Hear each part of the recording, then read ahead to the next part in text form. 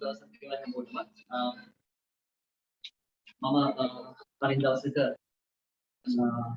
O level විභාගයේ සහභාගී දවස් සඳහා අවශ්‍ය භෞතික විද්‍යාව පස්සේ රේඛී චලිතයේ සිද්ධාන්තික සාකච්ඡා කරනවා තියෙනවා YouTube channel එකේ දාලා තියෙනවා. ඉතින් ඒක බලපු හැමෝටම අද මම කරනවා ඒ සම්බන්ධව ඒ කියන්නේ රේඛී චලිතය සම්බන්ධව සියලු සිද්ධාන්ත සාකච්ඡා කරපු නිසා රේඛී චලිතය සම්බන්ධව මේ දක්වා විභාගයේදී ලැබුණු ප්‍රශ්න වල සාකච්ඡා කිරීමක් කරන්නේ. හැබැයි මම තෝරගත්ත ටිකක් අමාරුයි කියන ප්‍රශ්න ටික විතර සාකච්ඡා කරන්නේ. හරි. ඒක ඔයාලටත් දැන් මේක බලන දරුවන්ටත් මේකේ කරන්න දෙයක් තියෙන නිසා මම සාකච්ඡා කරන්නේ අත්‍යවශ්‍යම නිකන් සිද්ධාන්තත් එක්ක යන ප්‍රශ්න කිහිපයක් විතරයි. ඒක අනිත් ටික වලට තනින් කරගන්න පුළුවන්. මගේ ළඟ වර්ගීකරණය කරන ප්‍රශ්න ටිකක් තියෙන නිසා මම ඒක සාකච්ඡා කරනවා. හරි. මුලින්ම කියන්න ඕන භෞතික විද්‍යාව සහ රසායන විද්‍යාව කියන දෙකම කරනවා. ඒ වගේම සාමාන්‍ය පෙළ ගණිතයේ පාඩම් ටිකත් මම මේ පාඨමාලාවේදී කරන්න බලාපොරොත්තු වෙනවා. සම්පූර්ණයෙන් නොමිලේ කරන්නේ මේක. දරුවෝ නෙමෙයි. හරි. ඉතින් පටන් ගමුද? මම මුලින් පටන් ගන්නවා 2020 සාමාන්‍ය පෙළ විද්‍යාව පේපර් එකේ ලැබුණු රේඛී චලිත සම්බන්ධ ප්‍රශ්න දෙකක් ලැබිලා තියෙනවා. මම ඒක සාකච්ඡා කරනවා. හැබැයි දෙකම නම් අවශ්‍යත් නැහැ. කවදාවත් මම සාකච්ඡා කිරීමක් කරන්න. හරි. ඊළඟ මෙහෙම. වස්තුවක චලිතයේ විස්ථාපන කාල ප්‍රස්ථාරය දැක්වෙනවා. හරි දීලා තියෙනවා අපිට. කාලය බිඳුවේ සිට t1 දක්වාත් t2 සිට t2 දක්වාත් කාල ප්‍රාන්තරවලදී වස්තුවේ චලිත ස්වභාවය. අමුතේ මේකේ ප්‍රස්ථාර ගැන කියලා දුන්නා. මේ ත්වරණය සහ මන්දනය අපි යන්නේ කොහොමද? ඒකාකාර ප්‍රවේගය හොයන්නේ කොහොමද? right ඒ ටික අපි සාකච්ඡා කරා. හරි. එතකොට මේ 2020 ආපු ප්‍රශ්න. හරි. 2020 O level ආපු ප්‍රශ්නයක්. හරි. එතකොට අපි ගත්තොත් මෙහෙම ප්‍රස්ථාරයක් තියෙන්නේ.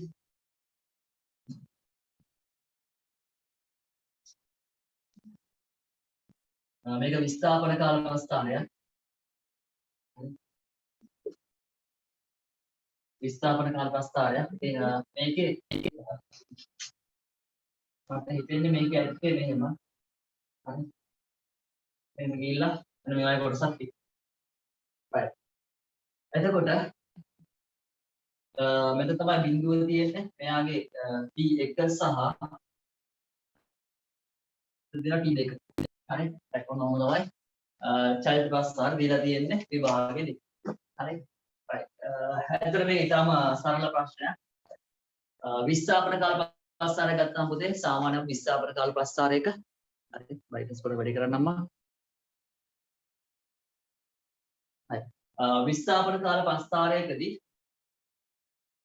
පුතේ මේ වගේ රේඛීය විචලනයක් ආවොත් එහෙම ඒකෙදි කියන්නේ අර කාල ප්‍රාන්තරවලදී විස්ථාපනයේ වෙනස් වීම ඒකාකාරව වැඩි වෙලා කියනවා. හරි. මොකද මෙතනදී හිතන්න මෙහෙම මෙතන මේ වගේ අවස්ථා තිබෙද්ද මේ මෙයාගේ මේ විස්ථාපනයේ වෙනස් වීම ඒකාකාරව වැඩි වෙනවා. හරිද? ඒ නිසා පුතේ මේ වගේ වෙලාවක අපි මේ විස්ථාපන කාල ප්‍රස්ථාරයක අනුක්‍රමණය හෙව්වා. හරි මම මේක තීරි කොටසදී කියලා දෙන්නම්. හරි. බලන්න වීඩියෝ එක බලන්න. අපි මේකේ අනුක්‍රමණය පුතේ අනුක්‍රමණයෙන් අපිට ලැබෙන්නේ අනුක්‍රමණය මේ යටකොටස මේ අනුක්‍රමණ අපි කියන්නේ මම මේක අල්ප කියලා ගන්නම්. හරි නැත්නම් එනි කියලා ගමු අපි. හරි.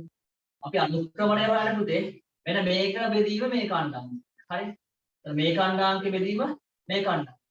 එතන මේකේ අනුක්‍රමණය පුතේ හැම වෙලේම අපිට එන්නේ නියතාවය. මම මේක ගන්නම්කෝ. ඩෙල්ටා S බෙදීම ඩෙල්ටා T කියලා. ඉතා කුඩා කාල සහ ඉතා කුඩා විස්ථාපන කියලා. හරි. එතකොට මෙයාගේ මේ විස්ථාපන වෙනස බෙදීම ගත වූ කාලයේ වෙනස. එතකොට අපි ගන්නවා එක ඩෙල්ටා S බෙදීම ඩෙල්ටා T කියලා. හරි.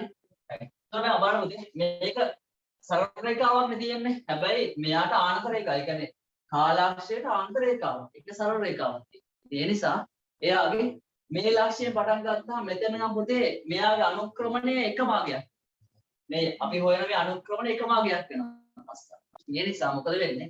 මෙයාගේ මේ තියෙන ප්‍රති අනුක්‍රමණ නියත වෙන අවස්ථාව. ඒ කියන්නේ විස්ථාපන කාල ප්‍රස්ථාරයක අනුක්‍රමණයක් තියෙනවා නියතභාගයක් කියන ප්‍රති විතර ඒකාකාර ප්‍රවේගයක්.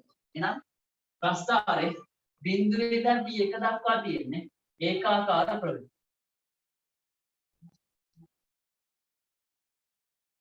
ඒකාකාර ප්‍රවේගය. හරි. ඊට පස්සේ මෙයාගේ මොකද වෙන්නේ පුතේ? මෙයාගේ ප්‍රවේගය ටික අඩු වෙනවා. මම මෙහෙමයි. මම මේ ප්‍රශ්න විතරක් සාකච්ඡා කරනවා නෙවෙයි. මම මේකේ එන බව සිද්ධාන්තය ඔක්කොම කියලා. හරි. එතකොට මේකෙදි මෙයාගේ අනුක්‍රමණය ටික ටික අඩු වෙලා. හරි. අපි මෙතන සහ මේ වගේ අවස්ථාවක් ගත්තොත් ඔයාලට පේනවා පුතේ මේ ත්‍රිකෝණය පොඩි. අපි මේ වක්‍රයකට ස්පර්ශකයක් ඇද්දලා අපේ යාගේ අනුක්‍රමණය හොතේ ඔයාලට පේනවා මේ ත්‍රිකෝණය පොඩි. ඒ කියන්නේ මෙයාට මෙතන ආගේ අඩු වෙලා. ඒ කියන්නේ මෙතන අනුක්‍රමණය වල මෙතන අනුක්‍රමණය අඩු වෙලා. ඒ කියන්නේ අනුක්‍රමණය ක්‍රමයෙන් අඩු වෙන එක. අනුපති මාන්දලේ. එහෙනම් T1 සිට T2 දක්වා එන්නේ මාන්දලය. හරි. බැරි වෙලාවත් මේ වගේ ප්‍රස්ථාරයක මේ පැත්තට આવොත් විචරණයක්. ඒක පුතේ මොකද වෙන්නේ? අනුක්‍රමණය වැඩි වීමක්. ඒ කියන්නේ විස්ථාපන කාල ප්‍රස්ථාරයක මේ පැත්තට වක්‍රය આવොත් එහෙම එයාගේ අනුක්‍රමණය ඒක ත්වරණයක්. මෙහෙම තිබ්බොත් ඒක ත්වරණයක්. මේ පැත්තට වක්‍රය තිබ්බොත් ඒක මාන්දනයක්. හරි. ඒතකොට මේක ඒකාකාර ප්‍රවේගය. එහෙනම් මේක උත්තර අපිට ගන්න වෙන්නේ ඒකාකාර ප්‍රවේගයක් හා මන්දනය කියන එක. උත්තරය දෙකම. උත්තරය දෙක. හරිද? එතකොට හැම වෙලේම බලන්න මේකෙදි මේ අනුක්‍රමණය හොයාගන්න විදිය. හරිද? මේක ඔයාලට මේ ප්‍රශ්නේ අපහැදිලිතාවයක් තියෙනවා පොඩ්ඩක් තීරේ කරපු වීඩියෝ එක බලලා ඇවිල්ලා බලන්න. එතකොට ඔයාලට තේරෙනවා. හරිද? කොහොමද තේරෙනවා මේක? එතකොට මේකෙදි මේ අනුක්‍රමණය හොයන්නේ කොහොමද අපි මෙන්න මෙයාගේ මේ ඛණ්ඩාංක දෙකක් තෝරගන්න. ඔයාලට මතකයිනේ මේ ප්‍රස්ථාරයක අපි අනුක්‍රමණයක් හොයන්නේ පුතේ. මේ වගේ ලක්ෂ දෙකක් තෝරගෙන මේ දෙක මෙහෙම යා කරනවා. එතකොට මේ උස බෙදනවා මේ උස. අන්න අනුක්‍රම ලැබෙනවා අපි. හරි. right. එහෙනම් මොනවද? එහෙනම් මෙතනදී මෙයාගේ මේක ඒකාකාර ප්‍රවේගයක් පුතේ. මේ පැත්ත වක්‍රයක් නිසා මේ පැත්තට වක්‍රයක් නිසා අනුක්‍රමණය ක්‍රමෙන් අඩු වෙනවා. එහෙනම් ඒක මන්දනයක්. හැබැයි බැරිලා මේ පැත්තට ප්‍රස්ථාරයක් තිබ්බනම් මේ පැත්තට වක්‍රයක් තිබ්බනම් දැන් මෙතන මෙහෙම කැලලක් ආවා නම් ආයෙත් අන්න ඒක ත්වරණයක්. හරි. ඒකාකාර ප්‍රවේගයක් මන්දනයක් සහ ත්වරණයක්. අපිට එහෙම ගන්න පුළුවන් කැලේ. හරි. right. ඔය තමයි එතකොට ඒකේ තියෙන 2020 ආපු පේපර් එකේ තිබුණු ප්‍රශ්නයක්. හරි. අනිත් එක නම් කරන්නත් අවශ්‍ය නැහැ. යම් වස්තුවක විස්ථාපනයේ විශාලත්වය පිළිබඳ සෑම විටම සත්‍ය වන ප්‍රකාශය.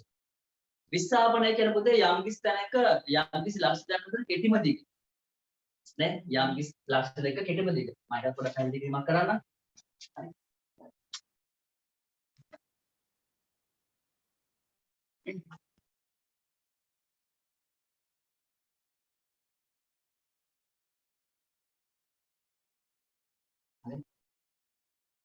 බලන්න කෙනෙක්ගෙන් මම මේක පොඩ්ඩක් වීඩියෝ එක ආපස්සට ගන්න මේක බලන්න. හරි. ඊට පස්සේ යම් වස්තුවක විස්ථාපන විශාලත්වය වෙන සෑම විටම සත්‍ය වන ප්‍රකාශ. මේ 2020 අපේ. හරි. විස්ථාපනය කියන්නේ දැන් මේ වගේ ලක්ෂණයක් තිබුණා. A සහ B කියලා. හරි. ඒත් මෙහෙම අපිට මාර්ග කිහිපයක් ගන්න පුළුවන් බුද්ධි මේකේ. හරි. එන විස්ථාපනය A සහ B අතර කෙටිම දිග අපි කියනවා විස්ථාපනය. හරි. මේවා දුරවත්. එහෙනම් A සහ B අතර කෙටිම දිග අපි කියන්නේ විස්ථාපනය කියලා. හරි. අපි දැන් අහනවා මෙහෙම. විස්ථාපනය පිළිබඳ සෑම විටම සත්‍ය වෙන ප්‍රකාශය චලනයේ දුරට වඩා විශාලයි. විස්ථාපනය කියන්නේ කෙටිම දිග. එන එක වැරදි. නේ? මේ විශාල වෙන්න බෑ. චලනයේ දුරට වඩා අඩුයි. අඩු වෙන්න පුළුවන්. නේ? අඩු වෙන්න පුළුවන්. අපි ගන්නේ සෑම විටම සත්‍ය වෙන එක. අඩු වෙන්න පුළුවන්. ඒක ප්‍රකාශය හරි වගේ. ඒක චලන දුරට සමානයි. ඔක සමාන වෙන්න පුළුවන් ඕන. නේ? දුරයි විස්ථාපන දෙක සමාන වෙන්න පුළුවන්. මෙයාට තියෙන මේ මාර්ගයේ විතරයි නම් යන්න. නේ? දුරත් එකයි විස්ථාපනත් එකයි. දෙකම එකයි. මෙයාට තියෙන මේ මාර්ගයේ විතරයි නම් යන්න. එයාට තියෙන්නේ හැම වෙලේම විස්ථාපනයක් විතරයි. ඒ නිසා විස්ථාපන දුරද මේ අවස්ථා දෙකෙන්ම එක මාර්ගයක්. ඉතින් ඒ නිසා පුතේ මේකේ දුරට සමාන වෙන්නත් පුළුවන්. එක්කෝ විස්ථාපනය කියන එක නා අඩු වෙන්න පුළුවන් දුරට වඩා. නේ? දුරට විස්ථාපනය කියන එක දෛශික රාශියක් විශාලත්වයක් සහ නිශ්චිත දිශාවක් තියෙනවා. ඒ නිසා මොකද වෙන්නේ? මෙයාට විස්ථාපනයට දුරට සමාන දිගක් තියෙන්නත් පුළුවන්. නැත්නම් විස්ථාපනය කියන එක දුරට වඩා අනිවාර්යයෙන්ම අඩු වෙන්න වැඩි වෙන්න බෑ. උත්තරේ 4. උත්තරේ 4 අපිට ගන්න. හරි 2020 ඇවිල්ලා ප්‍රශ්න දෙකක් බලමු. රචනා ප්‍රශ්නයක් කියලා දෙනවා කියලා නේද? 2020 රචනා ප්‍රශ්නයක් නම් නෑ වගේ. හරි. රචනා ප්‍රශ්නයක් නෑ වගේ. හරි. ඒ නිසා මම යනවා දැන් 2019. රචනා ප්‍රශ්නයක් කියලා නැහැ. ඒ රේඛී චලිතය. හරි. 2019 අය 19 තියෙනවා නේද? 17 Come බලමු. හරි. right. 2019 තිබ්බොත් අපි බලමු. right. මම මුලින්ම යනවා 2019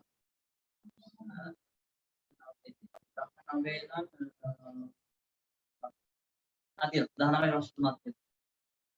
ප්‍රශ්න දෙකයි ඉතින් 19. හරි. right. 19 ඕල්.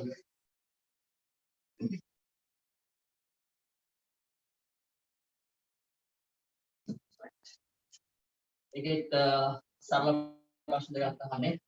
හරි. දෛශිකයක් කොනේ පහත සහ කුමන රාශියද? දෛශිකයක් කියන්නේ විශාලත්වයක් සහ නිශ්චිතව කියන බව දිශාවක් කියන රාශිය. එතකොට විස්ථාපනය කියන්නේ දෛශිකයක් බලපුවම තේරෙනවා. දුර කියන කෙනාට නිශ්චිත දිශාවක් නැහැ පුතේ විශාලත්වයක් තිබ්බට නිසා දුර ගන්න බෑ. පීඩනය කියන කෙනත් දෛශිකයක් නෙවෙයි. කාර්ය කියන්නේ දෛශිකයක් නෙවෙයි. ඒ නිසා උත්තරේ ඒක. දැන් හදන්න දෙයක්වත් නැහැ. හරි. 19 දෛශිකයක් වනුයේ පහත කුමන රාශියද කියලා අපි අහනවා. ඒකේ විස්ථාපනය තියෙනවා, දුර තියෙනවා, පීඩනය තියෙනවා, කාර්ය තියෙනවා. හරිද? ඒකෝර ඒකෙදි අපිට ගන්න වෙන්නේ පුතේ විස්ථාපනය කියන එක තමයි දෛශික රාශිය. හරි මම මේ ටියුට් එක ඔයාලා දානවා ඩිස්ක්‍රිප්ෂන් එකේ. ඉතින් ඒ නිසා ඒක මොනවා බලන්න ඩවුන්ලෝඩ් කරගන්න පුළුවන්. හරි. right. ඉතින් පේපර්ස් ටික වහගෙන යමු. පුතේ ඒකේ තව ප්‍රශ්නයක් අහනවා මේ චලිතය සම්බන්ධ එකක්. ප්‍රස්ථාරයක් දීලා තියෙන්නේ. තප්පර 25කදී වස්තුවක චලිතය මම මගේ ළඟ පාස් පේපර් බුක් එකක් නෑ. මගේ ළඟ මේ එළම ටිකක් විතරයි තියෙන්නේ. හරි. තප්පර 25කදී වස්තුවක චලිතය දී ඇති ප්‍රවේග කාල ප්‍රස්ථාරයෙන් දැක්වේ. වස්තුවේ චලිතය පිළිබඳ නිවැරදි ප්‍රකාශය තෝරන්න. right. ප්‍රවේග කාල ප්‍රස්ථාරයක් කියලා දීලා අපෙන් අහනවා මේක සඳහා නිවැරදි ප්‍රකාශනය මොකක්ද? මේක ප්‍රවේග කාල ප්‍රස්ථාරය. හරි. එම්එස්ජින කාලේ තප්පර වලින් තියෙනවා.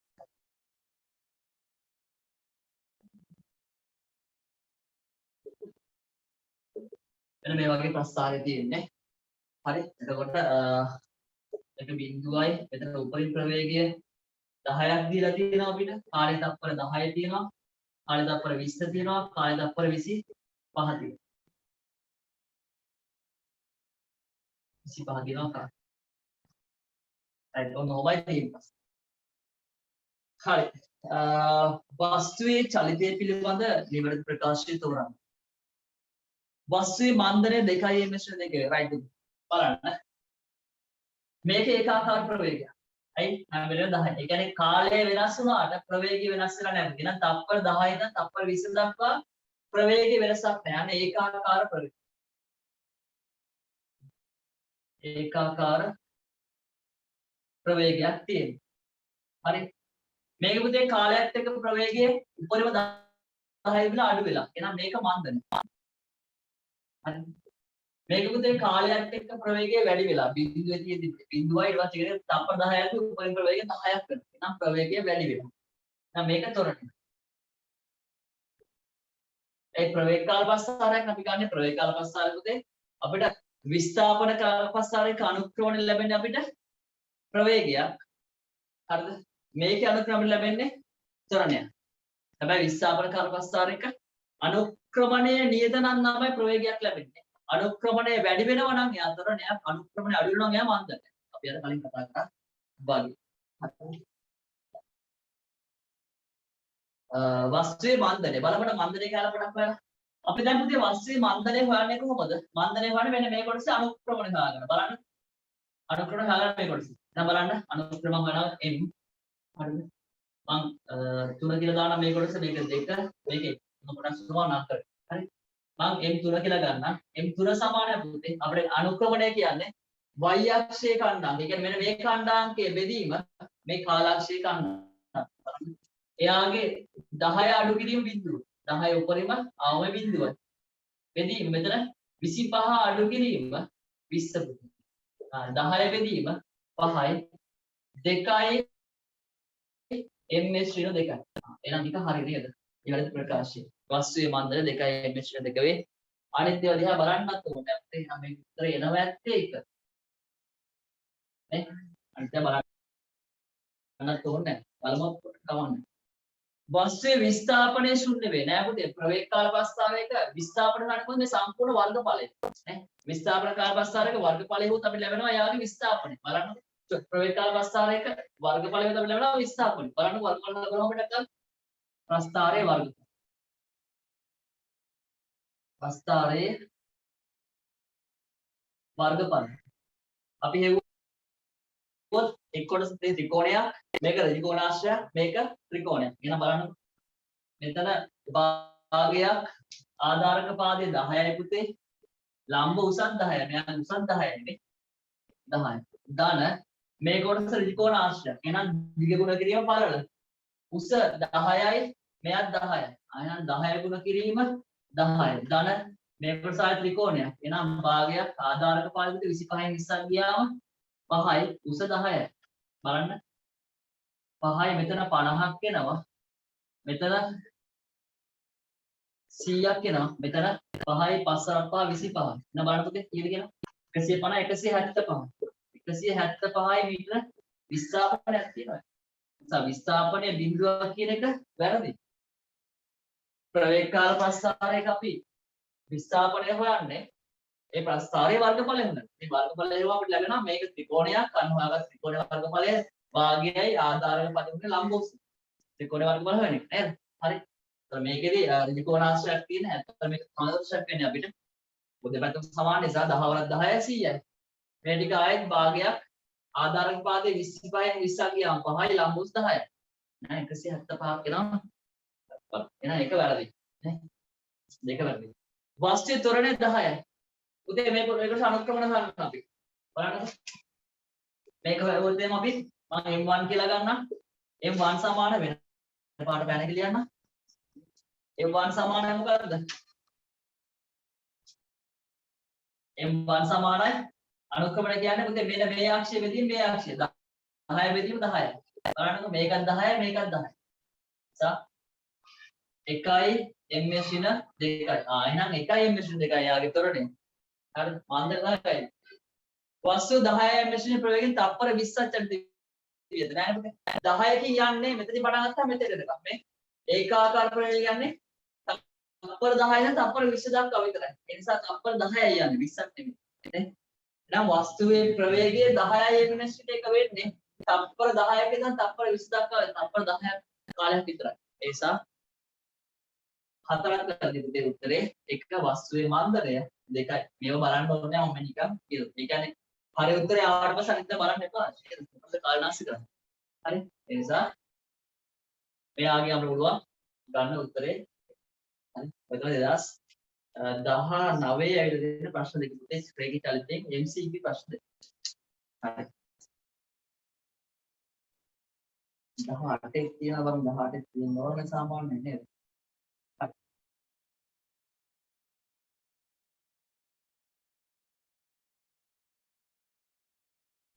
18 නම් ප්‍රශ්නයක් නෑ වගේ 18 නෑ පුතේ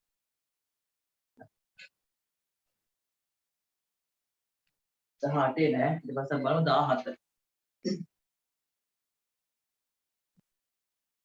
17ත් සරල ප්‍රශ්න දෙකක් තියෙන්නේ හරි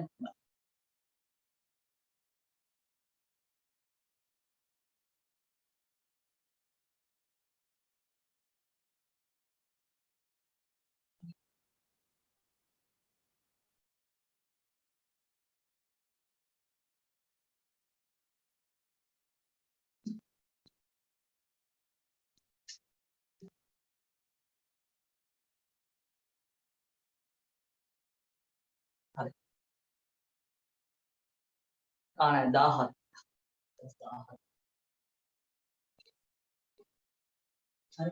ඊළඟට තිරස් බිම්බක් මත A ලක්ෂයට නැගෙනහිරින් B ලක්ෂයේද B ලක්ෂයට උතුරින් C ලක්ෂයට. බලන්නකෝ. A ලක්ෂයට නැගෙනහිරින්. එන A තියෙනවා A ලක්ෂයට නැගෙනහිරින් තියෙනවා B ලක්ෂය. හරි. B ලක්ෂයට උතුරින් C ලක්ෂය. මෙයාට උතුරු පැත්තේ C ලක්ෂය. මෙහිට භූමියේ AB දක්වා ගිහිල්ලා ඊට පස්සේ BC රේඛීය මාර්ගය ඔස්සේ මෙතන ඉගෙන ඔන්න ඔහම ගිහලා භූමිය. A වලින් පටන් ගන්න B ට ඇවිල්ලා B වලින් පටන් ගන්න C ට. අපෙන් අහනවා මේකෙදි ගමන් කළේ AB 3 මීටර. BC වල 4 මීටර. මගේ නම් 4 මීටර නෑ වගේ. සමහර නෑ ගන්න. හරි. මම ගානේ කුඹේ සිදු විස්ථාපනය. නේ? විස්ථාපනය කියන්නේ ළඟම දුරනේ. ඒ කෙටිම දුර. ඒතර මෙයා මෙහෙට ඇවිල්ලා මේ පැත්තට ගියොත් එහෙනම් මේක ගත්තොත් අපිට විස්ථාපනය වර්ධිනවා. මොකද ඒතර ප්‍රවේගී දිශාව මාරු වෙනවා. ඒ කියන්නේ දිශාව මාරු වෙනවා. මෙයා නැගෙනහිරම ගියා නම් මොකද ප්‍රශ්නයක් නැහැ. හැබැයි මෙයා නැගෙනහිරට ඇවිල්ලා උතුරට ගිහිල්ලා. ඒ නිසා එතනදී දින දුරක්. විස්ථාපනයක් නෙමෙයි. හරි එහෙනම් AC B දක්වා ආව BC C දක්වා ගිය එක දුරක්. එයාගේ දිශාව වෙනස් වෙනවා. හැබැයි අපිට විස්ථාපනය කියන එක නම් දෛශික රාශියක් නිසා එයාගේ විස්ථාපනයේ දිශාව වෙනස් වෙන්න බෑ. ඒ නිසා විස්ථාපන වුණාම මොකද අපි කරන්නේ? මෙන්න මෙයාගේ මෙහෙම කෙටි මාර්ගයක් හදලා මේ පැත්ත. AC C දක්වා. අන්න විස්ථාපන හදනවා. දැන් කෙනෙක් හිතනවා 3යි 4යි 7යි. 7ක් ගන්න පුළුවන්. 7 ගන්න බෑ. 7 ගන්න බෑ. දැන් ඍජුකෝණ ත්‍රිකෝණයක් පුතේ. එතකොට ඍජුකෝණ ත්‍රිකෝණයක් නම් මොකද අපි කරන්නේ? හරි. මෙයාගේ පාදයේ වර්ගය මෙයාගේ පාදවල වර්ග වලින් සමානයි. ඒ නිසා මම AC වල වර්ගය කියලා එයා සමානයි AB වල වර්ගය දන්න BC වල වර්ගය. නේ? අපේ පයිතගොරස් සම්බන්ධය කියන්නේ එහෙමනේ නේ? ඍජුකෝණ ත්‍රිකෝණයක කර්ණය මත අදින්නද ත්‍රිකෝණාශ්‍රයක නැත්නම් සමදර්ශක වර්ගඵලය අනෙක් පාද දෙකම අදින්නද සමදර්ශක වර්ගඵලය එතකොට සමාන වෙන්නේ නේ? මෙයා ගදපු කෙනාගේ වර්ගඵලය මේ දෙන්නගේ වර්ගඵලය එතකොට සමාන වෙනවා. මොකද ඍජුකෝණ ත්‍රිකෝණයක කර්ණය මත අදින්නද සමදර්ශක වර්ගඵලය අනෙක් පාද දෙකම අදින්නද සමචතුරස්‍ර වර්ගඵලය එතකොට සමානයි කියලා. එතකොට මෙයාගේ AC වර්ගය අපිට ගන්න පුළුවන් සමාන AB කියන්නේ 3 වර්ගය BC කියන්නේ 4 වර්ගය 3 වර්ගය 9යි 4 වර්ගය 16යි වර්ගමූලය හෙවුවාම මුතේ AC ලැබෙනවා AC සමානයි 5යි මීටර නේ 5යි මීටර එහෙනම් පුතේ උත්තරේ 2 ඒ කියන්නේ විස්ථාපනය කියන්නේ දෛශිකයක් පුතේ එයාට විශාලත්වයකුත් තියෙන්න ඕන නිශ්චිත දිශාවකුත් තියෙන්න ඕන හරි දේශි ප්‍රශ්නය හරි ඊපස්සේ වගුවක් දීලා අපෙන් අහනවා සරල රේඛීය මාර්ගයක් ඔස්සේ ගමන් කළ වස්තුක චලිත රඳාල තොරතුරු පහක් දී ඇත හරි වගුවක් දෙනවා ඉහත තොරතුරට අනුව පහක් දී ඇති කුමන ප්‍රකාශයේ සත්‍ය වේද මම වගුව ගොඩක් දෙන්නම්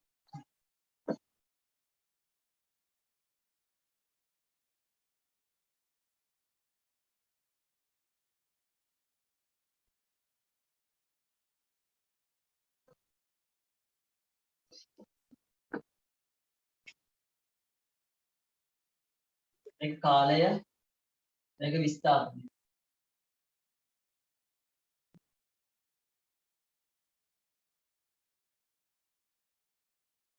හරි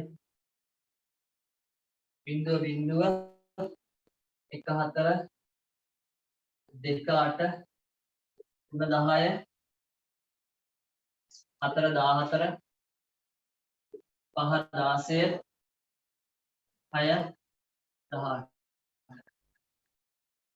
හරි ඔන්න ඔබයි තියෙන්නේ මේක විස්ථාපනය කාලයත් එක්ක වෙනස් වෙන විදිහට තියෙනවා බලන්නකෝ හරි විස්ථාපනය කාලයත් එක්ක වෙනස් වෙන ප්‍රස්ථාරයේදී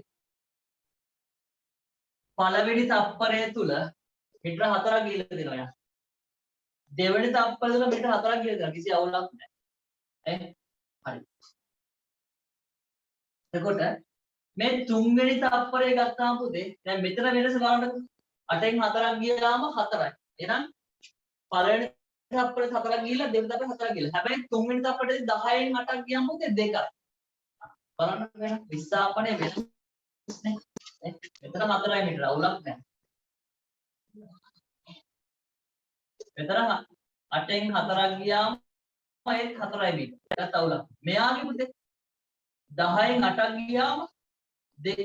අන්න විස්ථාපනය වෙනස් දැන්. මෙයාගේ බලන්න කාය. මෙයාගේ 14න් 10ක් ගියාම ආයෙත් 4යි මීටර. ඒකත් හරි. මෙයාගේ මේ එතකොට 16න් 14ක් ගියාම ආයෙත් 2යි මීටර. නේ? ආයෙ 18න් 16ක් ගියාම මෙතන 2යි මීටර. ආයෙනම් පුතේ මේකයි අතර ඒකාකාර ප්‍රවේගයක් තියෙනවා. ඇයි? විස්ථාපනය බෙදීම කාලය. හැබැයි මෙතනදී මොකද වෙන්නේ? මෙයාගේ විස්ථාපනය අඩුයි. ඒ කියන්නේ වස්තුව සම්පූර්ණ කාලය තුළ ඒකාකාර ප්‍රවේගයෙන් ගමන් කරන දෙනවද නෑ පුතේ. ඒකාකාර ප්‍රවේගයක් නම් හැම තප්පරයකදීම ගමන් කරන දුරවල් සමාන විස්ථාපන සමාන වෙනවා. එහෙනම් මේකෙත් නෑ මේකෙත්. ඒතකොට මේ ටික ඒකාකාර ප්‍රවේගයක් තමයි. මෙතනින් ආය වෙනස් වෙනවා. මේක ඒකාකාර ප්‍රවේගයක්. හරිද? ඒ කියන්නේ මේ ප්‍රස්ථාරය එන්නේ මේ එතකොට මෙයාට. මෙතන ප්‍රවේගය අපිට 4යි කියලා ගත්තේම. 4යිනේ. එතකොට මේකේ ප්‍රවේග කාල ප්‍රස්ථාරයක් යනදොත් ඒකෙදි මේක ඒකාකාර ප්‍රවේගයක් තප්පර 2ක් යනවා. හරි. තුන්වෙනි තප්පරෙදී අඩු වෙනවා ටිකක්. හරි. ඊට පස්සේ ආයෙත් 4වෙනි තප්පරෙන් පස්සේ ආයෙත් වැඩිනවා. 4 තප්පරේ ආයෙත් මේ ගන්න වෙනවා. ඊට පස්සේ ආයෙත් මොකද වෙන්නේ? ආයෙත් මෙයාගේ මේ වගේ ප්‍රවේගයක් වෙනවා. එතන තප්පර 6ක්. ඔන්න ඔහොම. ඒ කියන්නේ මෙයාගේ ප්‍රවේගය ඒකාකාර නැහැ. හරි. පළවෙනි අවස්ථාවේ 4ක් තියෙනවා, දෙවෙනි අවස්ථාවේ 4ක් තියෙනවා. තුන්වෙනි අවස්ථාවේ 2යි මීටර යන්නේ තප්පරයකදී. එහෙනම් මෙයාගේ 4වෙනි තප්පරේදී මීටර 4ක් යනවා ආයෙත් අර ප්‍රවේගය ලැබෙනවා අපිට. ඊට පස්සේ ආයෙත් අඩු ප්‍රවේගයක්. එහෙනම් මේක ඒකාකාර ප්‍රවේගයක් නෙවෙයි පුතේ. ප්‍රවේගය වෙනස් වෙලා කාලයක්. හරි. එහෙනම් ඒක වැරදි. වස්තුව සම්පූර්ණ ජගත වස්තුවේ මධ්‍යයක ප්‍රවේගය 3යි. මධ්‍යයක ප්‍රවේගය හොයන්න කොහොමද පුතේ අපි? මධ්‍යයක ප්‍රවේගය හොයන්නේ ගමන් කළ මුළුදුර බෙදීම ගතව මුළු කාලය. නේ? මුළු කාලය තප්පර 6යි. මුළුදුර හොයන්න පුතේ මේ ටික ඔක්කොම එකතු කරන්න වෙනවා. 18යි 16යි 8යි 14යි 34යි 34යි 10යි 44යි 50යි 58යි 62යි 70යි නේ? නම් මුළු දුර මුළු විස්ථාපනය 70යි මීටර. මුළු කාලය තප්පර 6යි. ඒ නිසා මධ්‍යයක ප්‍රවේගය සමානයි 70 බෙදීම 6යි. 6 වරක් 10යි. 10යි ගණනක් එනවනේ. 10යි. 11යි ගණන්. 66ක් එනවනේ. 11 දශම ගණනක් එනවා මධ්‍යයක ප්‍රවේගය. 11 දශම ගණන්. ඉතින් මේක හොයන්න යන්නේ නැහැ මම. එතකොට මේක වැරදි පුතේ දෙකක් වැරදි. එක වැරදි දෙක වැරදි. තුන බලන්න. වස්තුව නැවත ආරම්භක ස්ථානට පැමිණෙද නැහැ. විස්ථාපනයක් තියෙනවා ආරම්භක ස්ථානට ඇවිල්ලා නැහැ. විස්ථාපනයේ බිඳුවයි තමයි ආරම්භක ස්ථානට එන්නේ. විස්ථාපනයක් 70ක් තියෙනවා. ඒ නිසා උත්තරය කෙරෙහිම 5. වස්තුව ගමන් කරන මුළු දුර 70. එහෙනම් මුළු දුරයි විස්ථාපන දෙකම මෙතනදී සමානයි. ඒ නිසා මේකේ මුළු විස්ථාපනය සහ මුළු දුර සමානයි 70යි මීටර වෙනවා. උත්තරේ මුද එන්නේ අපිට 4.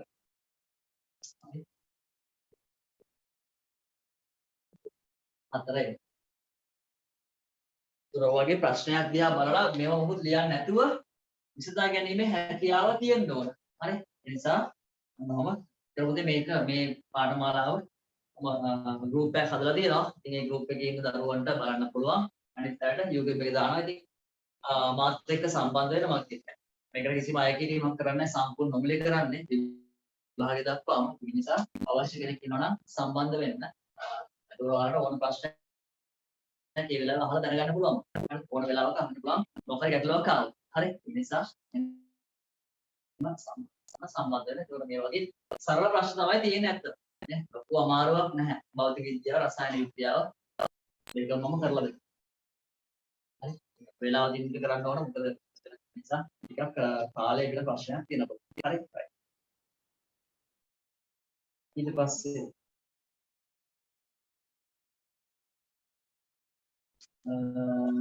ආය මම හිතන්නේ MCQ ඇවිල්ලා නැහැ ඒ අවුරුද්දට.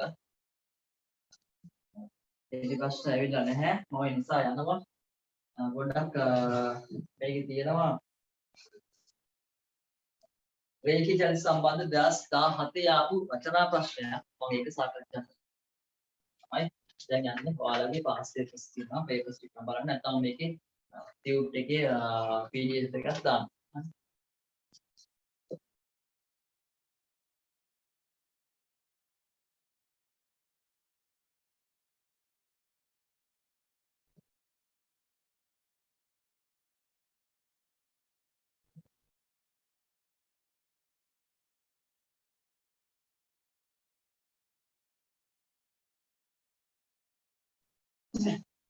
ඊට පස්සේ අපි ගත්තොත් 2017 ඇවිල්ලා ඒ රචනා ප්‍රශ්නයක් ඒක මම සාකච්ඡා කරන්න යන්නේ බලා ගන්න. හරි හොඳ ප්‍රශ්නයක්. මම හැබැයි තීර පාඩම කරද්දී මේ හයිවේ එකේ වාහනයක් ගමන් කරන ආකාරය ගැන පොඩි පැහැදිලි කිරීමක් කරා. ඒ ප්‍රශ්නයම තමයි ඇවිල්ලා තියෙන්නේ. ඒක 2017 ඇවිල්ලා මේ ප්‍රශ්නයමයි. හරි. 2017 ඔයවල පේපර් එකේ තියෙන ප්‍රශ්න බලන්න.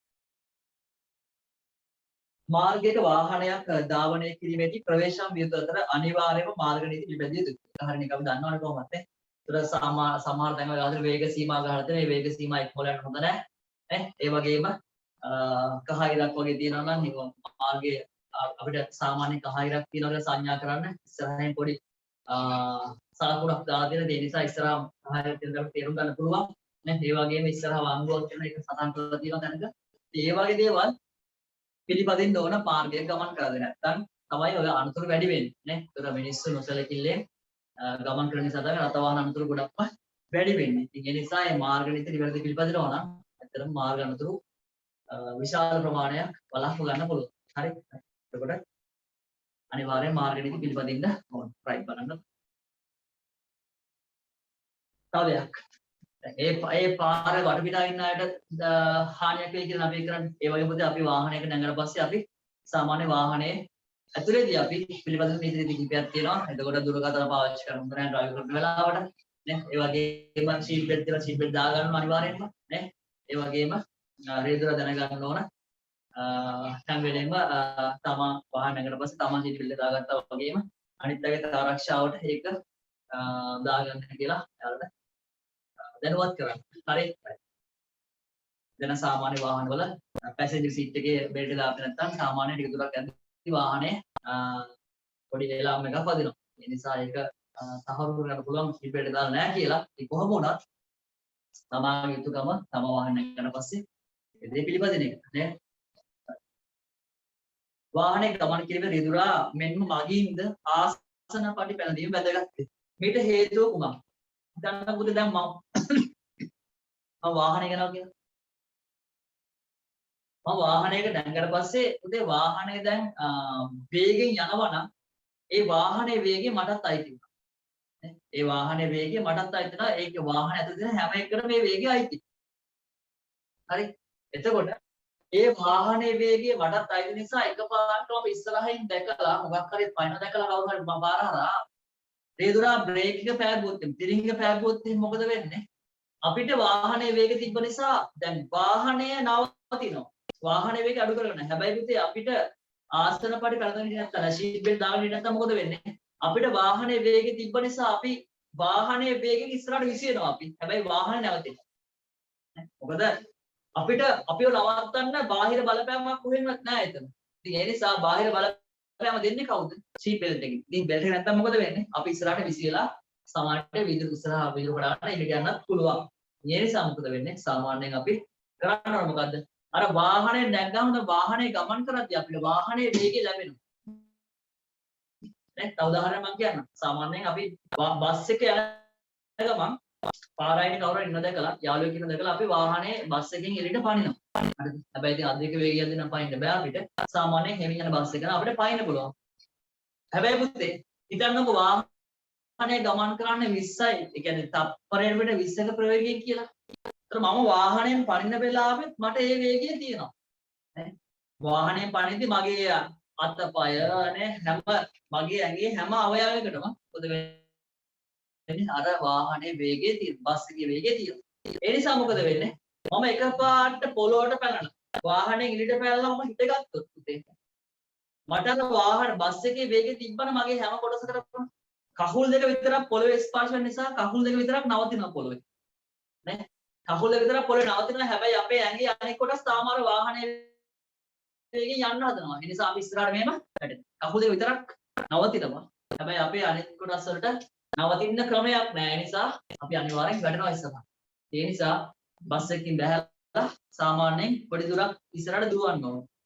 බස් එකෙන් පැනපු ගමන් ඒ වේගෙ පොඩ්ඩක් දුවලා කියලා තමයි අපි වේගය ටික අඩු කරලා නවතින්න ඕන. හරි ඒ නිසා මම කියන්නේ බස් එකෙන් පනින්න කියලා. හරිද? මම කියන්නේ එහෙම හදිස්සි අවස්ථාවකදී ඒක තමයි සාමාන්‍යයෙන් මම දැක්ක මේ ළඟදිත් ඔය මේ ඊයේ පෙර දවසක මේ ට්‍රේන් එකෙන් කවුරුහරි පැනලා තිබ්බා මේ එයාගේ වයිෆ් පැට්ටා කියලා එයාව ගන්න නේ පොරණ කෙනෙක්. හරි. එතකොට අනතුරක් වෙලා තිබ්බා. හැබැයි ඉතින් හොස්පිටල් එකෙන් ගියට පස්සේ ඒක අතර ප්‍රතිකාර කරාට පස්සේ ඒක හරියදී. මේ මම කියන්නේ එහෙම නෙමෙයි. අවදානමක් ගන්න නැතුව අපිට ඒ වගේ බස් එකකින් උඩ බැලලා යන්න පුළුවන්. හැබැයි ඒක දුරක් ඉස්සරහට අපි දුවන්න ඕන. බස් එකෙන් පැනහුවම නවතින්න හොඳ නැහැ. නවතුන මොකදනේ කකුල් දෙක විතරක් පොළවේ දාලා නවතිනවා. හැබැයි අපේ ඇඟේ අනිත් කොටස් තාම අර බස් එකේ වේගෙන් යන ගමන් ඉන්නේ. ඒ නිසා මොකද වෙන්නේ? අනිවාර්යයෙන්ම වැටෙනවාමයි. ඒ නිසා වාහනයක ගමන් කරද්දී උනත් අපි සීට් බෙල්ට් එක දාගෙන යන එක හොඳයි. දැන් බස් වල නම් සීට් බෙල්ට් නැහැ. සීට් බෙල්ට් තියා සීට් එක කක්කද හැල්ල ගන්න නේද? ඒ නිසා ඒ වගේ දේවල් තියෙන්න ඕන. නේද? එහෙම නෑ ඇත්තට. දැන් බස් වල ඉතින් සීට් දාගත්තට පරතරයවත් නැහැ හරියට ගමන් කරන්න. ඒක නිසා ඒ වගේ දේවල් ගැන සැලකිලිමත් වෙන්න ඕන. නේ? ඒ බස් මගින් ඒ කියන්නේ IT කාර්යයන් බව දැනුවත් වෙන්න ඕනේ. මේ වගේ දේවල් සම්බන්ධ කරලා තියන්න. නේ? ඒ කියන්නේ බස් එක සාමාන්‍ය ධාවනය කරන්න නියමිත තත්ත්වයේ තත්ත්වවලට බස් එක තියාගන්න පුළුවන් වෙන්න ඕනේ. නේද? මොකක්ද නැති සමහර වාහන තියෙනවා. ඒ වුණාම ඒවා හයිවේ වල එහෙම දාන්නේ නැහැ. හරි. දැන් බලමු අපි ප්‍රශ්නේ. එහෙනම් මොකද වෙන්නේ පුතේ? වාහනයක ගමන් කරද්දී රියදුරා මෙන්ම මගින්ද ආසන පටි පැලඳීම වැදගත් වේ. ඇයි ආසන පටි පැලඳින්න ඕන? අපි වාහනේ ගමන් කරද්දී පුතේ අපිටත් ඒ වාහනේ වේගය ලැබෙනවා. හැබැයි බැරි වෙලාවත් එකපාරටම රියදුරා විසින් තිරින්ග නැතකොට බ්‍රේක් පෑගුවොත් මොකද වෙන්නේ පුතේ? අපිට වාහනේ වේගය තියෙන නිසා අපි නිශ්චල වෙන්න ක්‍රමයක් නැති නිසා අපි ඉස්සරහට විසි වෙනවා. අන්න ඒක වළක්වන්න තමයි මොකද කරන්න ඕන? ආසන පටි පැලඳින්න. එහෙනම් උත්තරේ මොකද ලියන්න පුතේ අපි? උත්තරේ ලියන්නේ මේකදී වාහනේ ගමන් කරන විට මොකද වෙන්නේ? වාහනේ ගමන් කරන විට එහි වාහනය තුල ඇති සියලුම ද්‍රව්‍ය වලට සියලුම වස්තුන් වලට වාහනේ ප්‍රවේගය ලැබෙන නිසා ලැබෙන බැවින් ආසන පටි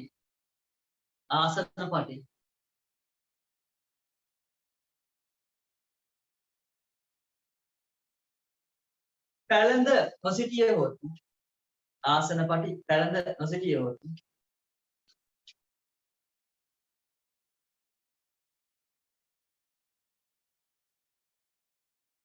එහි සිටින මගින් ඉදිරියට විසිවීම වළක්වා ගැනීම.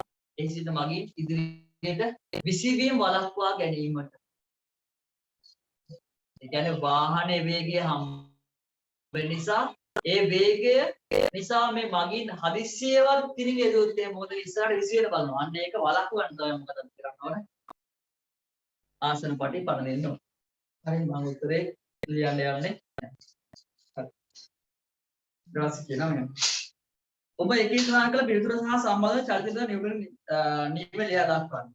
නියුටන්ගේ නියම සෑම ක්‍රියාවකටම නෑ නියුටන්ගේ පළවෙනි නියමයත් වළංගු වෙනවා තුන්වෙනි නියමයත් වළංගු වෙනවා. සෑම ක්‍රියාවකටම සමාන ප්‍රතික්‍රියාවක් තියෙනවා. මම නිව්ටන් එක තාම කතා කරන්නේ නැහැ. ඒක මම කතා කරලා කියලා දෙනවා. දැනට මේකට අවශ්‍ය විතරක් මම කියන්නම්. සාමාන්‍යයෙන් නිව්ටන්ගේ තුන්වෙනි නියමය කියලා හැම ක්‍රියාවකටම සමාන ප්‍රතිවිරුද්ධ ප්‍රතික්‍රියාවක්. හරි. ඒ වගේම නිව්ටන්ගේ පළවෙනි නියමය.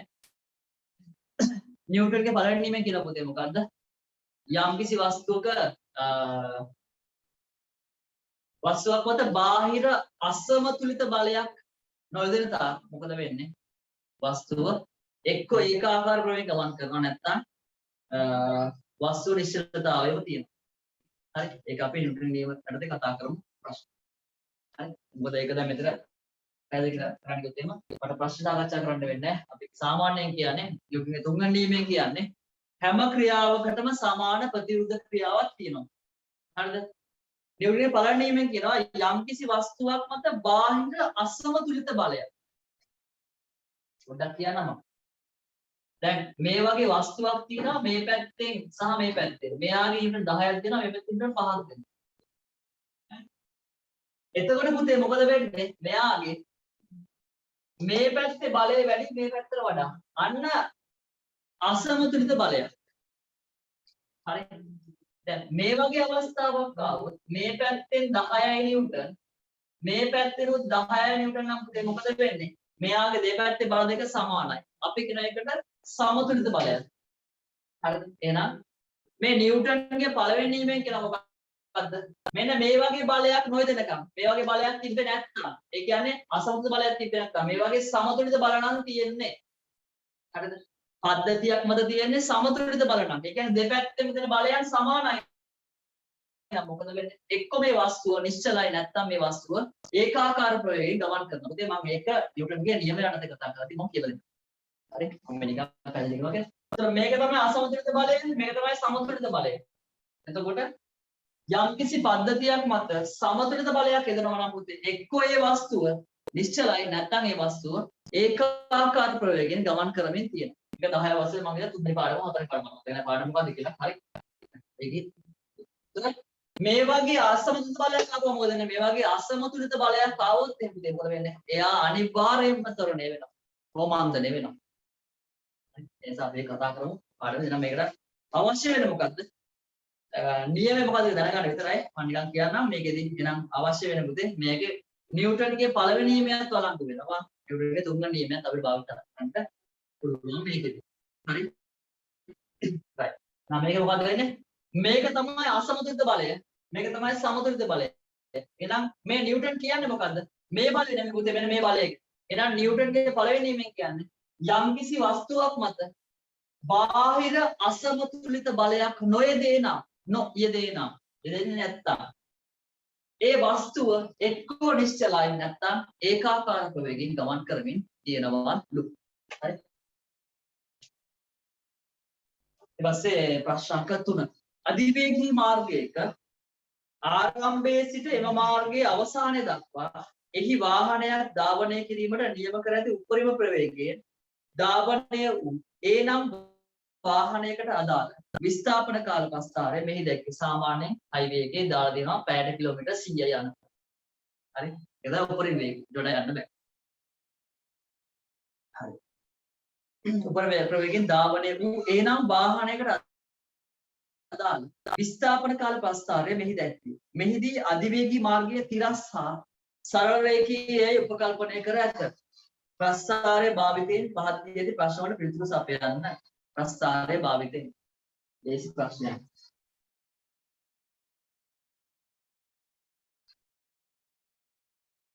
එතකොට සාමාන්‍යයෙන් බලන්න පුළුවන් ප්‍රස්ථාරයක් තියෙනවා මෙන්න මේ වගේ.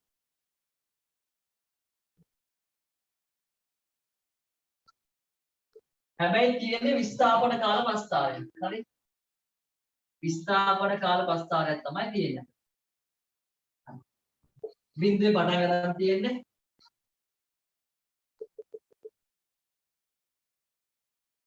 තප්පර 1000ක් ගමන් කරලා තියෙනවා. තප්පර 1000 තුළ මෙයාගේ විස්ථාපනය පුතේ 27000. 27000 මීටර. හරි? right. ඔන්න හරි. අධිවේගී මාර්ගයේ දිග කොපමණද? මෙයා ගිහින් තප්පර 1000යිනේ. නේ තප්පර 1000 ගේ කොච්චරද? 27000. එහෙනම් අධිවේගී මාර්ගයේ දිග දුර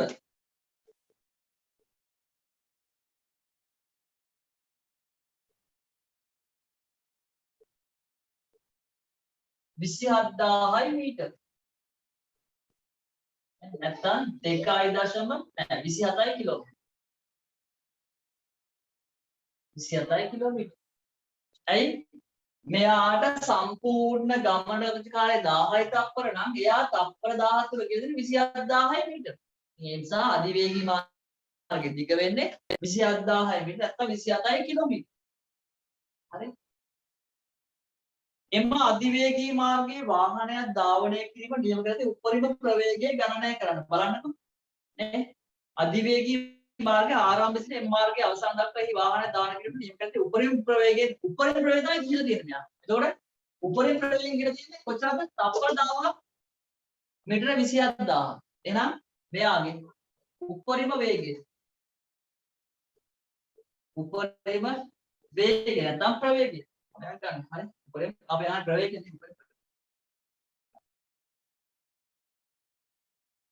උපරිම ප්‍රවේගය සමානයි මුළු විස්ථාපනය බෙදීම කාලය. එහෙනම් 27000 බෙදීම පුතේ කවුද?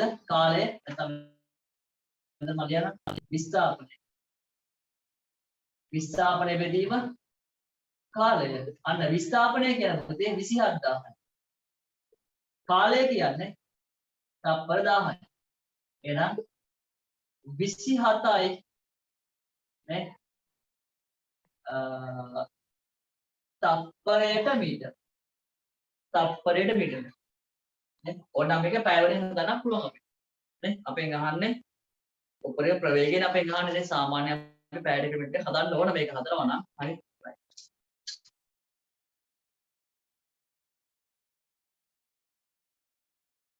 නේ 27යි තප්පරයට මීටර. ඔන්න හරි උත්තරය. ඕනම් මේක අපිට පැයට කිලෝමීටර කරගන්න පුළුවන් පුතේ. නේ එතකොට අපි මේක 10න් බෙදලා මේක 3600න් බෙදලා. එතකොට අපිට තප්පර පැයට කරගන්න පුළුවන්. එහෙම අවශ්‍ය නැහැ. ඒ කියන්නේ උපරිම ප්‍රවේගය පුතේ විස්ථාපන බෙදීම. එහෙනම් මෙයාගේ විස්ථාපන 27000. එහෙනම් කාලය තප්පර 1000යි. එහෙනම් 27000 බෙදී 1000 කියන්නේ 27යි තප්පරයට මීටර. හරි. ඊට පස්සේ අහනවා මෙහෙම ප්‍රශ්න. දැන් අපි සාමාන්‍ය පුතේ ඒ කියන්නේ වියලි දවසක වාහනේ ධාවනය කරනකොට වඩා අඩු වේගයක් තමයි පවත්වා ගන්නට වැහි වෙලාව. ඒ කියන්නේ අපිට සාමාන්‍යයෙන් වාහනයක නවත්තන්න පුළුවන් තරම් වේගයක් තමයි තියාගන්න ඕන. මොකද හදිස්සියව මොකක් හරි අනතුරක් වෙනවා වගේ දැනුත් එහෙම අපි වාහන නවත්ත ගන්න ඕන. ඒ නිසා අපිට ඒක නතර කරගන්න අවශ්‍ය වේගෙම පවත්වා ගන්න. සාමාන්‍යයෙන් දැන් මේ වේගය කියලා අපි නවත්ත ගන්න පුළුවන්. හරිද? හැබැයි මේක තියෙන්නේ මේක ඒ කියන්නේ ඩ්‍රයි එකක් කියන්නේ වෙට් එකක් මේක. එතන මේ හොඳට වේල් වෙච්ච පාට තමයි මේ තියෙන්නේ. ඊට පස්සේ අපෙන් අහනවා මෙතන තදින් වර්ෂාව තියෙන. වහින වෙලාවල පුතේ මේ වේගය අපිට තියාගන්න බෑ. තියාගන්න නෑ සාමාන්‍ය. අපි ටිකක් අඩු වේගෙන් යන්න. හරිද? තදින් වර්ෂාව ඇති දිනවල එහෙම තමයි සාමාන්‍ය ඕනම පාරක. අධිවේග නෙමෙයි ඕනම පාරක අපි වහින වෙලාවට පොඩ්ඩක් හිමින් යන්න ඕන. මොකද අපිට වාහන නවත්ත ගද්දී බ්‍රේක් එක සම්බන්ධව සැලකිලිමත් වෙන්න ඕන. මොකද අර සාමාන්‍ය වේල්ලා දින පාරට වඩා පුතේ වාහන නවතින්න නවතින සම්භාවිතාවය අඩුයි තෙත පාරක. හරි. ඒ නිසා ඒකත් පොඩ්ඩක් දැනුවත් වෙන්න ඕන. තදින් වර්ෂාවක් දිනවල ඉහත තුනේ සඳහන් කළ අධිවේගී මාර්ගයේ වාහනයක් ධාවනය කිරීමේ පාදවල උපරිම ප්‍රවේගය 15 දෙකක්. මේ ප්‍රවේගයෙන් යන්න බෑ. එහෙම වුණොත් එහෙම ඉස්සලා යන හානියක් වෙන්න පුළුවන්. හරි. බවට රියදුරන්ට අවවාද කර තිබේ. තදින් වර්ෂාව ඇති විට අධික ප්‍රවේගයෙන් වාහන ධාවන නොකරන රියදුරන්ට අවවාද කිරීමේ ප්‍රධාන හේතුව මොකද පුතේ? ඒතර පාර ලිස්සනවා. يعني ඝර්ෂණය අඩු විපාක. පාර ලිස්සන සම්බන්ධව අපිට වාහනයක් නවත්ත ගන්න ටිකක් අමාරුයි අධික වේගයෙන්. ඒ නිසා තමයි රියදුරන්ට මේක දැනුවත් කරන්නේ. එමින් යන්න. හරි. එතකොට අන්න ඒ සම්බන්ධව මේක ලියන්න ඕන උත්තරේ. හරි. එතකොට සාමාන්‍ය වාහනය අධික වේගයෙන් ඒ කියන්නේ ලිස්සලා යන්න පුළුවන්. අනේ ලිස්සා යන එක වළක්ව ගන්න තමයි ටිකක් වෙහෙමින් යන්න කියලා කියන්නේ වහින කාලය. වහින දවස් වල නේ. උත්තර එක තමයි එන්නේ. ඒ කියන්නේ අධික වේගයෙන් ගියොත් අපිට වාහනේ නවත්ත ගන්න ටිකක් අමාරු වෙයි. නිසා එයාට වේග සීමාවක් දාලා මෙන්න මේ වේගෙ තමයි යන්නේ. දැන් ඔය අධිවේගී මාර්ගය ගහලා තියෙනවා නේ. ඒ කියන්නේ මත බෝඩ් එක වැටෙන උඩ වහින නිසා මේක වේගය අඩු කරන්න කියලා. වේගය අඩු කරන්න කියලා හයි වේගයේ වැටෙනවා ඒක. ස්කින් එක. හරි? ඉතින් එහි ඔබේ පිළිතුර විද්‍යාත්මකව පැහැදිලි කරන්න. අන්න. මොදනේ වහින වෙලාවට පුතේ පාර සහ වාහනේ රෝද අතර ඇති කරන ඝර්ෂණ බලය අඩු වෙනවා. ඝර්ෂණය අඩු වෙනවා. එතකොට ඝර්ෂණය අඩු වුණාම වාහනේ ලිස්සලා යන්න බලන්න. අන්නේ ලිස්සා යන එක වළක්වන්න. ඒක තමයි පැහැදිලි කරන්න කියලා කියන්නේ. නේ? එතකොට ඝර්ෂණය මොකද වෙන්නේ? අඩු වෙනවා.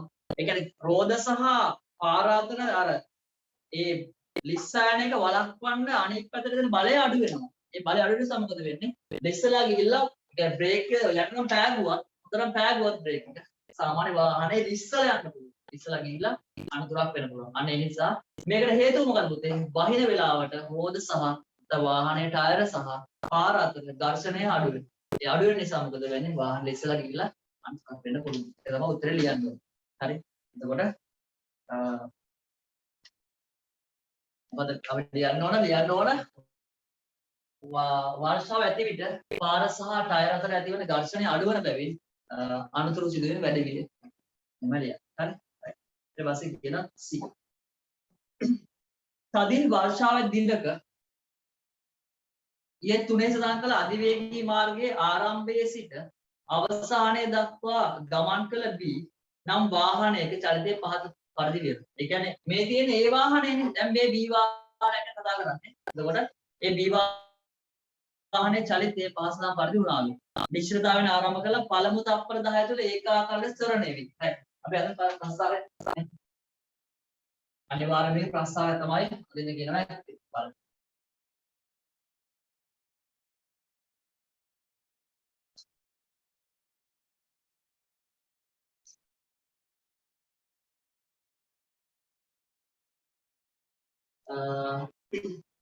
නිශ්චිතතාවයෙන් ආරම්භ කර පළමු තත්පර 10 තුළ ඒකාකාර ත්වරණය.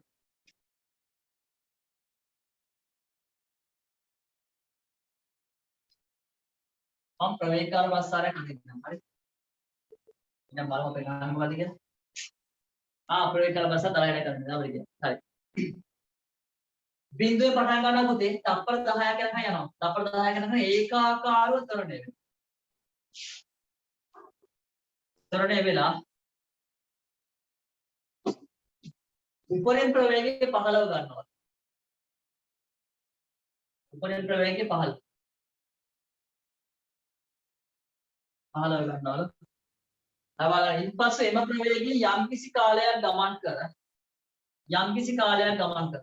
දැන් අපි දන්නේ නැහැ කාලය කොච්චරද කියලා. යම්කිසි කාලයක් ගමන් කර අවසාන තත්පර 10 තුල ඒකාකාරව. මෙතන අපිට තත්පර අධිවේගී මාර්ගයේ අවසානයේ නිශ්චිත ඒකාකාර ලෙස මන්දරේ වී අධිවේගී මාර්ගයේ අවසානයේ නිශ්චිතතාවටපත් වෙනවා. ඒක නිශ්චය වෙනවා.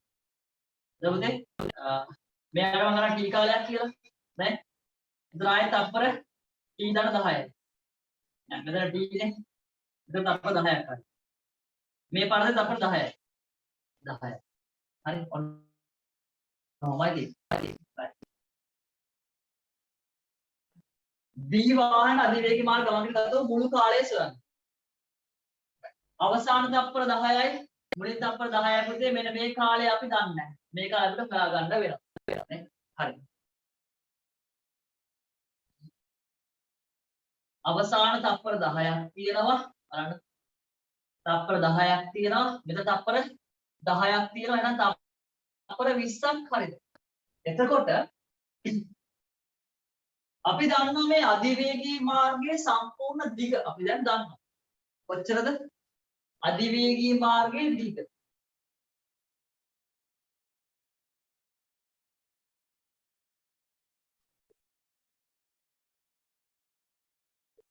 දිග 27000යි මීටර. අපි ඒක දන්නවා. හරි? right. දැන් මේ කාලයේ t නම් මම ඒ කාලේ දන්නේ නැහැ. හැබැයි මම එයාගේ ප්‍රවේගය දන්නවා 15යි. බලන්න. මම කිව්වා ප්‍රවේග කාල ප්‍රස්ථාරයක වර්ගඵලයෙන් ලැබෙන්නේ පුතේ එයාගේ සම්පූර්ණ විස්ථාපනය. නේ? නම් ප්‍රවේග කාල ප්‍රස්ථාරයේ වර්ගඵලය හෙව්වොත් අපිට අධිවේගී මාර්ගයේ දිගට සමාන වෙන්න ඕනේ. නේ?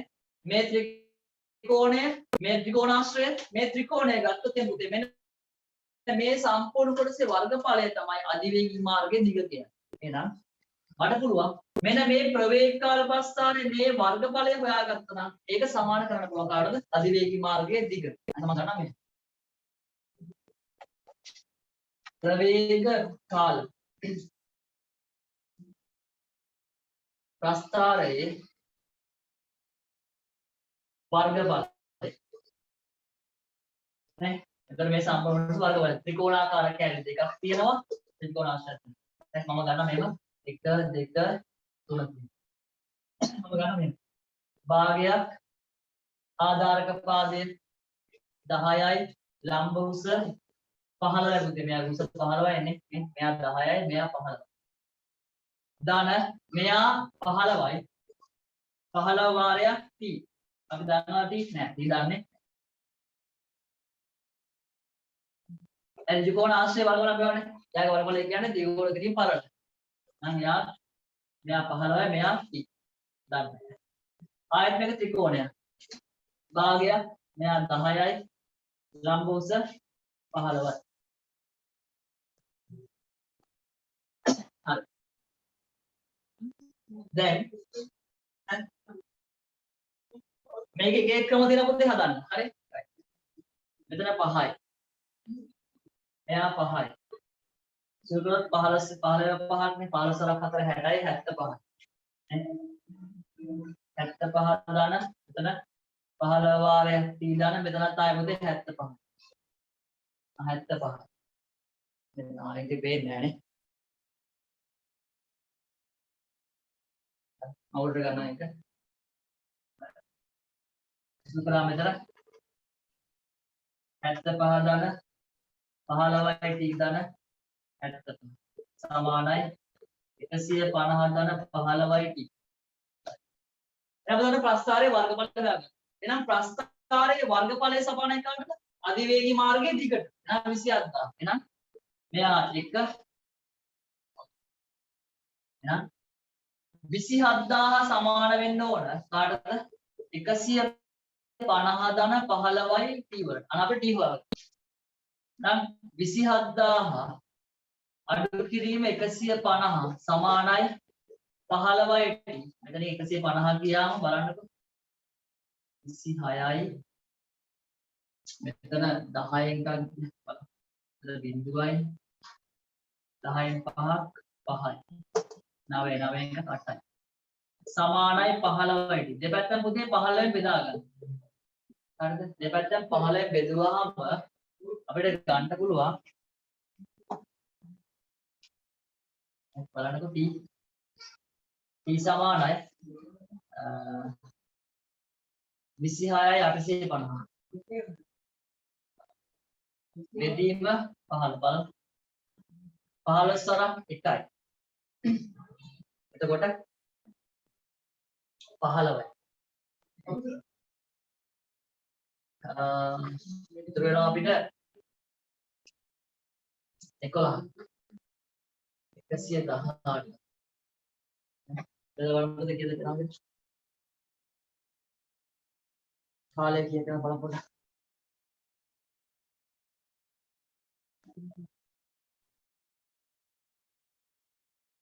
1810ක් 1810යි තප්පර කාලයක් එනවා මෙතන.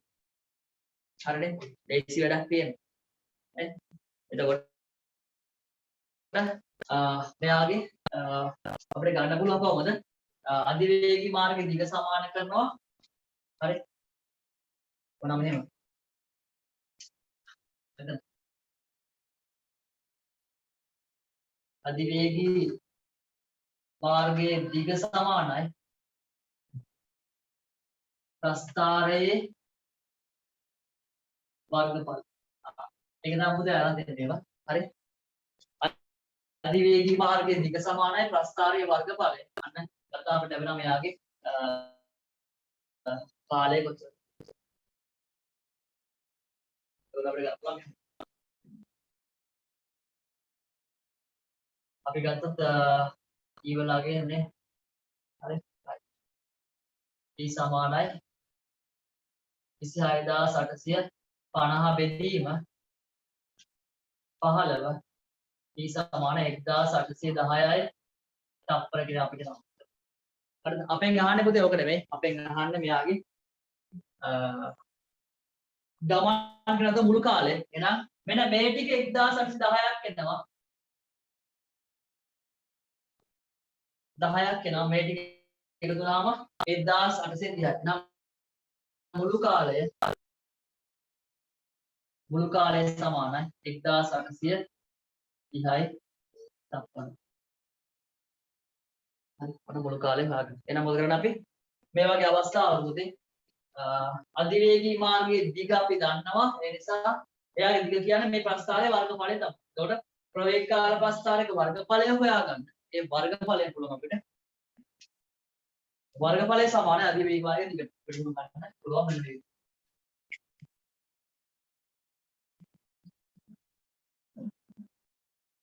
අන්න ලැබෙනවා අපිට එයාගේ ගමන් කර මුළු කාලය. ඒතර මෙතන 1830ක් කරනවා අපිට 10ක් වෙනවා. තව තප්පර 20ක් අපිට තියෙනවා නිසා අපිට ගන්න පුළුවන් එයාගේ 1830යි සම්පූර්ණ කාලය කියලා. හරි ලේසි.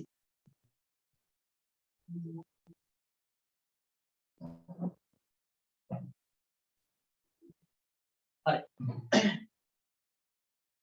ඊට අපි අහනවා මේ ගම්මිතාවය සම්බන්ධ එකක්. ගම්මිතාවය සම්බන්ධ මම කරලා නැහැ. මම කවන්නේ කියලා නම් අපි සාමාන්‍ය පුතේ ගම්මිතාවය කියන්නේ යම්කිසි වස්තුවක ස්කන්ධය සහ ඒ වස්තුවේ ප්‍රවේගයේ ගුණිතය.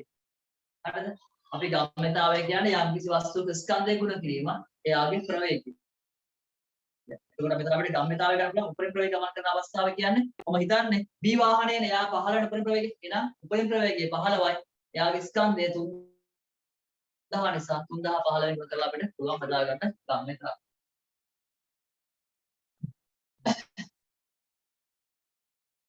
එහෙනම් B වාහනයේ ගම්මිතාවය අපි ගන්නවා.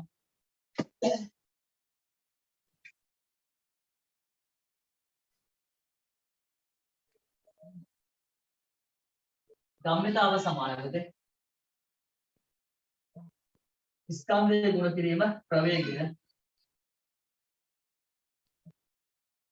මෙයා 3000 කිලෝග්‍රෑම් ප්‍රවේගය පුතේ 15යි ms ශ්‍රේණිය එක. එහෙනම් අපිට ගන්න පුළුවන් 15 3 45යි නේ. 45යි 33ක් වෙනවා. kg ms ශ්‍රේණිය ඔන්න ගමනේ තමයි.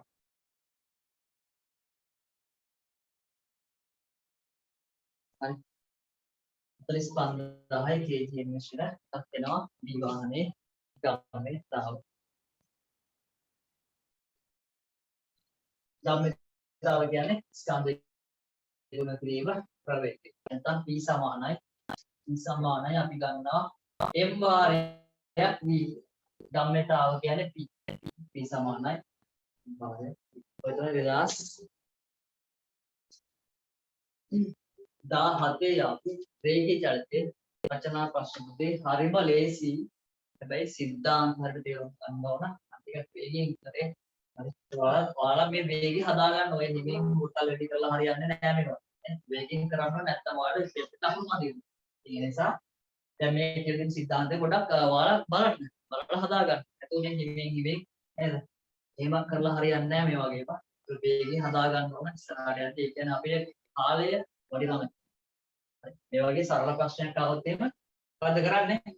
හැම වෙලේම අතයා ගන්න ප්‍රවේග කාල ප්‍රස්ථාරයක ප්‍රස්ථාරයේ වර්ගඵලයෙන් ලැබෙන්නේ අපිට එයාගේ විස්ථාපන. එහෙනම් මෙතන නම් විස්ථාපන සමාන අධිවේගී මාර්ගයේ දුරට. එහෙනම් විස්ථාපන කියන්නේ මෙයාගේ වර්ගඵලය, මෙයාගේ වර්ගඵලය, මෙයාගේ වර්ගඵලය එකතුව.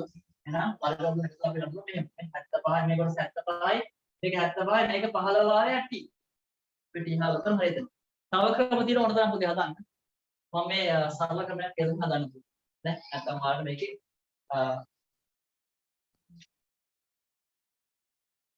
සම්පූර්ණ කාලය දාලා ගන්න පුළුවන්. කවන්නේ ඔය ඇති. ඔය තමයි